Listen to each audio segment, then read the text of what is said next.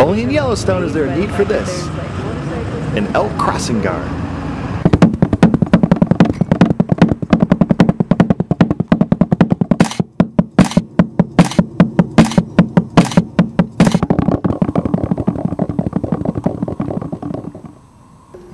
While driving out of Yellowstone, close to the West Thumb area, we were caught in an elk traffic jam. Since the cold weather was right around the corner, you will find these elk eating away. Elk can consume between 10 to 15 pounds of grass and vegetation a day in preparation for winter, which is really important to do, especially for these youngsters. I used this chance to pull the car out of the way across the street so I can get some good video of these large species of deer. From this point, I was sure to get a beautiful shot of the elk alone in the wilder. Oh, wait. But from here, I would get the shot of the elk eating alone in the forget it. Traffic is something you have to deal with. A park ranger was on the scene, and these rangers do their best to make sure that we are safe, or rather, the wildlife is safe from us. A female elk can weigh 500 pounds, so it is not something you want to hit with your car.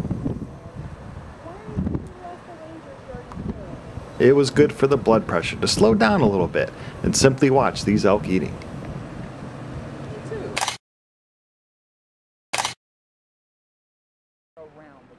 Well, we had to leave these elk and start going back to the Tetons. As we turned past the Grant Village area, I caught something out of the corner of my eye. A coyote. I saw he was running along the road, so I pulled way up and sat there to see if I could get a few pictures of this amazing canine predator. I handed the video camera to my wife. Yeah, I got him. As I got these shots of an animal that has to adapt to so much to live across the entire United States. The pictures I got were okay, but I was anxious to see the video, and when I got the camera back, I realized my assistant here had turned it off. I mean, you didn't use this? No, I didn't use it. She was immediately fired.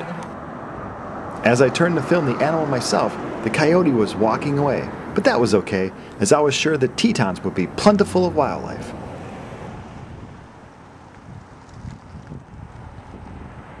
Inside the car at the Tetons, the tension was high, as no one likes to lose their job in this economy. Looking for wildlife. But I run a tight ship. We were told that this was the hot spot for moose, so we waited. And waited. Fly away, little birdie. Oh well.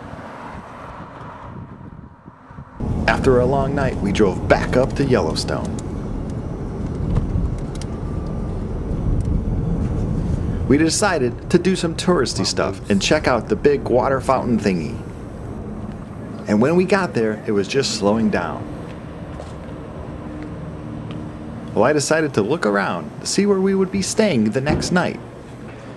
And then I got a good seat and waited about an hour and a half to see the full show right in the front row.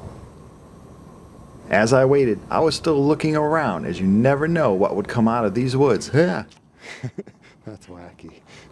An interesting fun fact about Old Faithful is that it was reported that in the late 1800s, troops in the area used it as a way to clean their laundry. As I waited for this laundromat to explode, I thought about how strange this area had to look to the early explorers with all this smoky water blowing around. So I waited and waited, and soon the steam was coming out more powerful. And I was sure I would get the coolest video ever. This would be epic. Are you kidding me? Oh well, my luck sucks sometimes. But later on, it would change.